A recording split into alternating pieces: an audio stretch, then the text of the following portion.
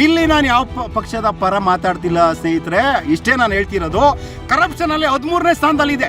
ಇದ್ರ ಬಗ್ಗೆ ಮಾತಾಡ್ರಿ. ಪ್ರಶ್ನೆ ಮಾಡೋ ಮನಸ್ಥಿತಿನೇ ಕಳ್ಕೊತಾ ಇದೀವ ನಾವು.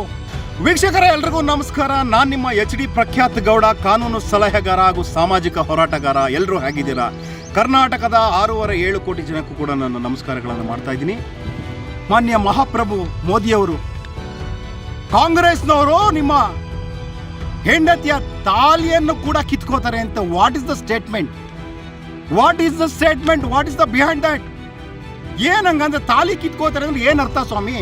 ನೀನು ಓಟು ತಗೋಬೇಕು ಅಂದ್ರೆ ನೀನು 2.5 ಲಕ್ಷ ರೂಪಾಯಿ ಸೂಟ್ ಹಾಕೊಂಡು 28 ಕೋಟಿ ಕಾರಲ್ಲಿ ಓಡಾಡ್ಕೊಂಡು ಏನು ಬೇಕಾದ್ರೂ ಹೇಳಿ ಯಾರಿಗೆ ಬೇಕಾದ್ರೂ. ನಮ್ಮ ತುಮಕೂರಿನ ಪರಮ ಪೂಜೆ ಸ್ವಾಮೀಜಿಗಳು ಐಕ್ಯರಾದಾಗ ತಾವು ಬಂದ್ರ ಸ್ವಾಮಿ? ಎಲ್ಲಿದ್ರಿ? ಮಂಗಳಗ್ರಹಕ್ಕೆ ಹೋಗಿದ್ರಾ? ನರೇಂದ್ರ ಮೋದಿ ಅವರೇ ಕೇಳ್ತಾ ಇದ್ದೀನಿ, ಹೇಳ್ರಿ. ನಾಡು ಕಂಡಂತಹ, ದೇಶ ಕಂಡಂತಹ ಅಕ್ಷರ ದಾಸೋಹಿ, ಅನ್ನ ದಾಸೋಹಿ ಸಿದ್ಧಗಂಗಾ ಮಠದ ಸ್ವಾಮೀಜಿಗಳು ಐಕ್ಯರಾದಾಗ ಬಂದ್ರ ತಾವುಗಳು ಎಲೆಕ್ಷನ್ ಅಲ್ಲಿ ಓಟ್ ಕೇಳಕ್ಕೆ ಜಯನಗರದ ಬೀದಿಗಳಲ್ಲಿ ಅಲಿತೀರಲ್ಲ. ನಿನಗೆ ನಾಚಿಕೆ ಮರ್ಯಾದೆ ಇದೆ? ನಿನ್ಗೆ you are the servant of India ಅಷ್ಟೇ.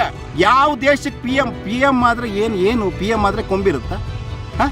You are elected as a MP, member of the parliament ಅಷ್ಟೇ. ಏನಿದೆ? ಯಾಕೆ ನಮ್ಮ ಟ್ಯಾಕ್ಸಿನ ದುಡ್ಡಲ್ಲಿ, ನಮ್ಮೆಲ್ಲರ ಟ್ಯಾಕ್ಸಿನ ದುಡ್ಡಲ್ಲಿ, ಭಾರತೀಯರ ತೆರಿಗೆ ದುಡ್ಡಲ್ಲಿ ನಿನ್ನ ಮೋಜುಗಳು. ಪಾಕಿಸ್ತಾನಕ್ಕೆ ಹೋಗಿ ಬಿರಿಯಾನಿ ತಿಂದು ಬರ್ತೀಯ, ಮತ್ತೆ ಪಾಕಿಸ್ತಾನದ ಜೊತೆ ಆಡ್ತಕ್ಕಂಥ 2020 ಮ್ಯಾಚ್ಗಳು, ವರ್ಲ್ಡ್ ಕಪ್ಗಳ ಮ್ಯಾಚ್ಗೆ ಎಷ್ಟು TRP ಬರುತ್ತೆ ಅದೆಲ್ಲ ಇಬ್ಬರು ನಡುವೆ ಕಂದಕ ಹುಟ್ಟಾಕೋ ಕೆಲಸಗಳೆಲ್ಲ ಚೆನ್ನಾಗಿ ಮಾಡ್ತೀರಿ. ನಿಮಗೆ ಬೇಗ ಎಲೆಕ್ಷನ್ ಬಂದಾಗ ಮಾತ್ರ ಮುಸ್ಲಿಮರಿಂದ ಡೇಂಜರ್. ಮೋದಿಯವರೇ, ಯಾಕ್ರಿ ಇತಿಹಾಸಗಳು ತಿರುಗಿಸ್ತೀರಾ? ಯಾಕೆ ಇತಿಹಾಸಗಳು ತಿರುಗಿಸ್ತೀರಾ? ಓಟಿಗೆ ಅಂತ ಬರೀ ಓಟಿಗೆ ಉರಿಗೌಡ ನಂಜೇಗೌಡ, ಅವನೊಬ್ಬ ಅಶ್ವಥ್ ನಾರಾಯಣ ಗೌಡ ಅಂತಕ್ಕಂಥ ಉರಿಗೌಡ ನಂಜೇಗೌಡ ಏನು ಬೇಕು ನಿಮಗೆ? ನೀವು ಕೊಟ್ರೆ ಗ್ಯಾರಂಟಿ ಅಂತ ಸಿದ್ದರಾಮಯ್ಯ ಕೊಟ್ರೆ ಗ್ಯಾರಂಟಿ ಅಲ್ವಂತೆ. ಪಾಪ ಮೊನ್ನೆ ಒಂದು ಹೆಣ್ಣು ಮಗು ಆಕೆ ಓಡಾಡದಿರ್ತಕ್ಕಂಥ ಅಷ್ಟು ಫ್ರೀ ಟಿಕೆಟ್ಗಳನ್ನ ಒಂದು ಹಾರ ಮಾಡಿ ಸಿದ್ದರಾಮಯ್ಯವ್ರಿಗೆ ಹಾಕಿದೆ. ಅದನ್ನ ಭಾವುಕವಾಗಿ ಬರ್ಕೊಂಡಿದ್ದಾರೆ. ಅವರಿಗೆ ನೇರವಾಗಿ ನಗದಿನ ರೂಪದಲ್ಲಿ ಅವ್ರ ಅಕೌಂಟ್ಗೆ ದುಡ್ಡು ಕೊಡ್ತಾ ಇದ್ದಾರೆ. ಇದು ಗ್ಯಾರಂಟಿ ಎಲ್ಲರಿಗೂ ತಲುಪಿದೆ, ರೀಚ್ ಆಗಿದೆ. ಶಕ್ತಿ ಯೋಜನೆ ಸಕ್ಸಸ್ ಆಗಿದೆ. ಇಲ್ಲಿ ನಾನು ಯಾವ ಪಕ್ಷದ ಪರ ಮಾತಾಡ್ತಿಲ್ಲ ಸ್ನೇಹಿತರೆ, ಇಷ್ಟೇ ನಾನು ಹೇಳ್ತಿರೋದು. ನೇಹ ಅನ್ನೋ ಒಂದು ಹುಡುಗಿಯ ಸಾವನ್ನ ಯಾವ ಮಟ್ಟಕ್ಕೆ ತಗೊಂಡು ಹೋಗ್ತಾ ಇದ್ದೀರಾ? ಯಾಕೆಂದ್ರೆ ಎಲೆಕ್ಷನ್ 3 ದಿನ 26ನೇ ತಾರೀಕು ಎಲೆಕ್ಷನ್ ಅಲ್ವಾ? ಸಿಕ್ಕಷ್ಟು TRP ನಿಮ್ಗೆ ಸಿಗಬೇಕು, ಲೋಡ್ ಮೈಲೇಜ್ ಸಿಗ್ಬೇಕು ನಿಮಗೆ. ನಾನು ಅದೇ ಇಷ್ಟು ಲಿಸ್ಟ್ ಹೇಳ್ಕೊಂಬಂದಲ್ಲ. BJP ಅವ್ರು ಮಾಡಿರ್ತಕ್ಕಂಥ ಕರ್ಮ ಕಾಂಡಗಳು. ರಮೇಶ್ ಜಾರಕಿಹೊಳಿ ಅಂತಕ್ಕಂಥ ಒಬ್ಬ ಇಡೀ ಬೆಳಗಾವಿ ಅವರ ಇಡೀ ಫ್ಯಾಮಿಲಿಯ ನಿಯಂತ್ರಣದಲ್ಲಿದೆ. ಗೊತ್ತಿರ್ಬೇಕಲ್ಲ ನಿಮಗೆ. ಸತೀಶ್ ಜಾರಕಿಹೊಳಿ, ರಮೇಶ್ ಜಾರಕಿಹೊಳಿ, ಇನ್ನೂ ಒಬ್ರು ಇದ್ದಾರೆ, ಅವರು ಬ್ರದರ್ ಪಾಪ. 3 ಜನ ಜಾರಕಿಹೊಳಿ ಅವರು. ಇವ್ರು ಆಪೋಸಿಟ್ ಅಲ್ಲಿದ್ರೆ ಅವ್ರು ಯಾವಾಗಲೂ ಇವ್ರು ಆಪೋಸಿಟ್ ಪಾರ್ಟಿಲಿ ಇರ್ತಾರೆ. ಹೇಗಿದೆ? ಯಾವಾಗಿದ್ರು ಪವರೇ ಅವ್ರಿಗೆ. ರಮೇಶ್ ಜಾರಕಿಹೊಳಿ ಈಗ BJP, ಅವ್ರು ಇನ್ನೊಬ್ರು ಇವಾಗ ಒಳ್ಳೆ ಮಿನಿಸ್ಟ್ರು. ರಮೇಶ್ ಜಾರಕಿಹೊಳಿ ಪಾಪ ಎಂತ ಸುಸಂಸ್ಕೃತ ಪಾಪ. ಹುಡುಗಿಯ ಲೈಫನ್ನು ಹಾಳು ಮಾಡಿದಂಥವ್ನಿಗೆ ಅವತ್ತು ಯಾವ ಯಡಿಯೂರಪ್ಪ ಯಾರು ಸ್ಟ್ರೈಕ್ ಅಲ್ಲ ಅದ್ರ ಬಗ್ಗೆ ಮಾತೇ ಆಡಲಿಲ್ಲ. ಷಡ್ಯಂತ್ರ ಅಂತ ಕರೀತಾನೆ MP ರೇಣುಕಾಚಾರ್ಯ ಅಂತಕ್ಕಂಥ ಒಬ್ಬ ಹುಚ್ಚ. ಅದು ಷಡ್ಯಂತ್ರ ಅಂತ ಅವತ್ತು ಕೊಟ್ಟಿರೋ ಸ್ಟೇಟ್ಮೆಂಟ್ ಅದು. ಏನೋ ರಮೇಶ್ ಜಾರಕಿಹೊಳಿ ಮಾಡಿಲ್ಲ. ನೀನು ಯಾರಯ್ಯ? ನೀನು ಸುಪ್ರೀಂ ಕೋರ್ಟ್ ಜಡ್ಜೇನೆ ತೀರ್ಪು ಕೊಡೋಕ್ಕೆ? ಸುಪ್ರೀಂ ಕೋರ್ಟ್ ಜಡ್ಜ ನೀನು ತೀರ್ಪು ಕೊಡೋದಕ್ಕೆ ಅದನ್ನ ಫಾರೆನ್ಸಿಕ್ ಕಳಿಸಿದ್ರೆ ಅದನ್ನ ಕಳಿಸ್ಲೇ ಇಲ್ಲ. ಆ ಹುಡುಗಿ ಕತೆ ಏನಾಗಿದೆ ಗೊತ್ತಾ? ಮಾಧ್ಯಮದವ್ರು ಕರಿತೀರಾ CD ಲೇಡಿ ಅಂತ. CD ಲೇಡಿನ ಅವಳು? ಯಾಕೆ? ಅವಳು ಸಂತ್ರಸ್ತೆ ಅಲ್ವಾ? ನಿಮ್ಮಗಳ ಮೂಗಿನ ನೇರಕ್ಕೆ ರಾಜಕಾರಣ ಮಾಡ್ಕೊಂಬರ್ತೀರ ನಾಲಾಯಕಗಳ ಜನಗಳ ನೆಮ್ಮದಿ ಯಾಕ್ರೆ ಹಾಳು ಮಾಡ್ತೀರಾ? ಒಂದು ವಿಚಾರ ಹೇಳಕ್ ಇಷ್ಟಪಡ್ತೀನಿ ಸ್ನೇಹಿತರೆ. ಸಾಮಾನ್ಯ ಜನ ಇವತ್ತು ಎಚ್ಚರಗೊಳ್ತಾ ಇದ್ದಾರೆ. ಜನಸಾಮಾನ್ಯರು ಅವ್ರಿಗೂ ನಾಲೆಡ್ಜ್ ಇದೆ. ಇವತ್ತು ಗೂಗಲಲ್ಲಿ ಎಲ್ಲ ವಿಷಯಗಳು ಸಿಗುತ್ತೆ. ಕರಪ್ಷನ್ ಅಲ್ಲಿ ನಮ್ಮ ದೇಶ 180 ದೇಶಗಳಲ್ಲಿ ತೆಗೆದ್ರೆ ನಮ್ಮ ದೇಶ ಕರಪ್ಷನ್ ಅಲ್ಲಿ 13ನೇ ಸ್ಥಾನದಲ್ಲಿದೆ. ಇದ್ರ ಬಗ್ಗೆ ಮಾತಾಡ್ರಿ. ಇದ್ರ ಬಗ್ಗೆ ಪ್ರೊಟೆಸ್ಟ್ ಮಾಡಿ, ಇದ್ರ ಬಗ್ಗೆ ಮೆರವಣಿಗೆ ಮಾಡಿ. ಯಾಕೆ ಮಾಡ್ತಾ ಇಲ್ಲ? ಪ್ರತಿ ಮೀಡಿಯಾಗಳು ಅಂದ್ರೆ ಆಲ್ಮೋಸ್ಟ್ 80% ಆಫ್ ದಿ ಮೀಡಿಯಾಗಳು ಯಾವುದೋ ಒಬ್ಬ ದೊಡ್ಡ ಬಿಸ್ನೆಸ್ ಮ್ಯಾನ್ ನ ಕೈ ಹಿಡಿತದಲ್ಲಿ ಇಟ್ಕೊಂಡು ಅವನ ಅಜೆಂಡಾಗಳೇನಿದೆ, ಯಾವುದೋ ಒಬ್ಬ ರಾಜಕೀಯ ಪಾರ್ಟಿಯ ಅಜೆಂಡಾಗಳೇನಿದೆ ಅದನ್ನ ಜನರ ಅಜೆಂಡಾಗಳು ಅಂತ ಅವ್ರಿಗೆ ಬಿಂಬಿಸ್ತಕ್ಕಂಥ ಕೆಲಸ, ಪ್ರವೋಕೇಟ್ ಮಾಡ್ತಕ್ಕಂಥ ಕೆಲಸ, ಪ್ರೊಜೆಕ್ಟ್ ಮಾಡ್ತಿದ್ದಾರೆ. ಜನರಿಗೇನೆ ಪ್ರೊಜೆಕ್ಟ್ ಮಾಡ್ತಾ ಇದ್ದಾರೆ. ಈಗ ಎಲೆಕ್ಷನ್ ಖರ್ಚು ಮಾಡ್ತಾ ಇದ್ದಾರೆ ಸ್ವಾಮಿ. ಅಡ್ವರ್ಟೈಸ್ ಕೊಡಿ ಕೋಟ್ಯಾಂತರ ರೂಪಾಯಿ. ಯಾವ ಪಾರ್ಟಿ ಇರ್ಬೋದು, ಕಾಂಗ್ರೆಸ್ನವರು ಅಷ್ಟೇ. ಎಲೆಕ್ಷನ್ ಮಾಡೋಕ್ಕೆ ಸ್ವಾಮಿ ಕೋಟ್ಯಾಂತರ ರೂಪಾಯಿ ಜಾಹೀರಾತುಗಳು ಕೊಡ್ತಿದ್ರು. ಬೇಕಿಲ್ಲ. ನಿಮ್ಮ ಗ್ಯಾರಂಟಿಗಳು ಚೆನ್ನಾಗಿದ್ರೆ ಜನ ಅವರೇ ಓಟ್ ಹಾಕ್ತಾರೆ ಅಷ್ಟೇ. ಅರ್ಥ ಆಯ್ತಾ? ಚಂಬು ಅಂತ ಇವ್ರು ಜಾಹೀರಾತು ಕೊಟ್ಟರು, ಅವ್ರು ಅದಕ್ಕೆ ಚಿಪ್ಪು ಅಂತ ಕೊಟ್ಟಿದ್ದಾರೆ. ಯಾರು? BJP ಅವರು. ಕರ್ನಾಟಕಕ್ಕೆ ಚಿಪ್ ಕೊಟ್ಟಂತ BJP ಅವರು ಚಿಪ್ಪಿನ ಜಾಹೀರಾತು ಕೊಡ್ತಾ ಇದ್ದಾರೆ. ಎಲ್ಲಿ ಹೋಗ್ತಾ ಇದೆ ರಾಜ್ಯ? ಯಾಕೆ ಪ್ರಶ್ನೆ ಮಾಡೋ ಮನಸ್ಥಿತಿನೇ ಕಳ್ಕೊತಾ ಇದೀವ ನಾವು? ರಾಜಕಾರಣಿಗಳು ಸರ್ ಆ ಕ್ಷಣದ ಕೂಸುಗಳು ಅಂತ ಕರಿತೀವಲ್ಲ, ಅಬರ್ಷನ್ ಆಗೋಗ್ಬಿಡುತ್ತೆ. ಎಲೆಕ್ಷನ್ ಟೈಮ್ ತನಕ ನಿಮ್ಮ ಮನೆ ತನಕ ಬಂದು ಬಂದು ಬಂದು ಸಾಯ್ತಾರೆ. ಎಲೆಕ್ಷನ್ ಕಳೆದ ಮಾರನೆಗೆ ಅವ್ರು ಸಿಗಲ್ಲ. They are in very good well resorts, they are in Goa, they are in Dubai, they may be in Indonesia, ಬಾಲಿ.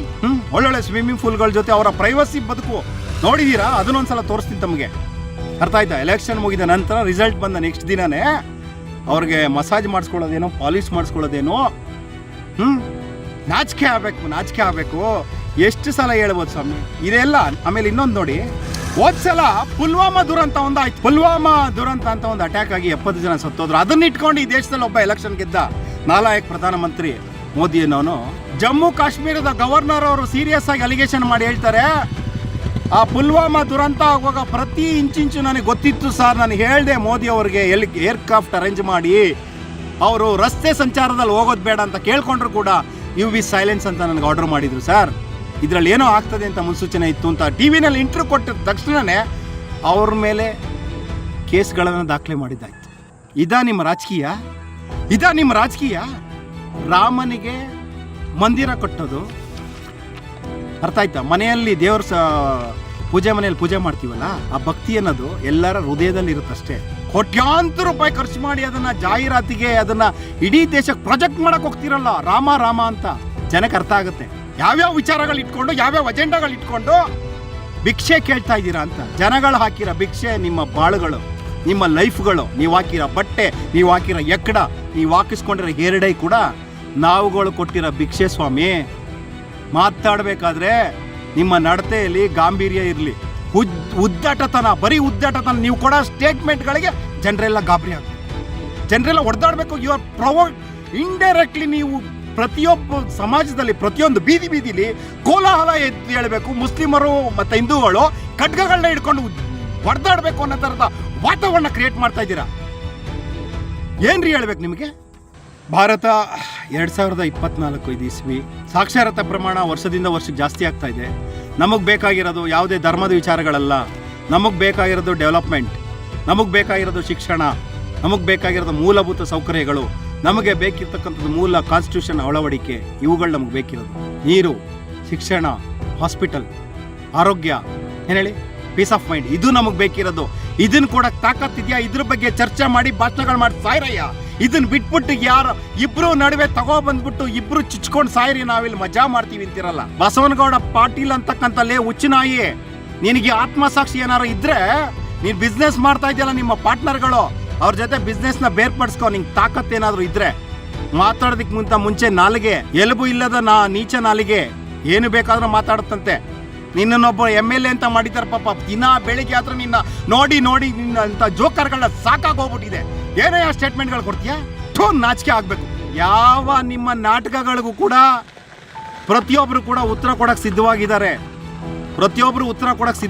ದಯವಿಟ್ಟು ಗೆಟ್ ರೆಡಿ. ಯಾರಿಗೂ ಕೂಡ ಮತದ ವಿಚಾರದಲ್ಲಿ ಮೋಸ ಮಾಡಕ್ಕೆ ಹೋಗಬೇಡಿ, ಓಟಿನ ವಿಚಾರದಲ್ಲಿ ಮೋಸ ಮಾಡಕ್ಕೆ ಹೋಗಬೇಡಿ. ಅತಿ ಆಗೋಯ್ತು ತಮ್ಗಳದು. ಅವ್ರ ಮನೆ ಹತ್ರ ಹೋಗಿ ಅಳ್ಳೋದಂತೆ, ಕಾಂಗ್ರೆಸ್ ಸರ್ಕಾರ ಮಾಡಿಸಿದೆ, ಇದನ್ನ ಕಾಂಗ್ರೆಸ್ ಸರ್ಕಾರ ಮಾಡಿಸಿದೆ. ನಾನು ಇಲ್ಲಿ ಒಂದೇ ಹೇಳ್ತಾ ಇದ್ದೀನಿ, ನಾವು ಯಾವ ಸರ್ಕಾರದ ಪರ, ಯಾವ ರಾಜಕಾರಣಿ ಪರನೂ ಇಲ್ಲ. ನಾವಿರೋದು ಜನಪರ.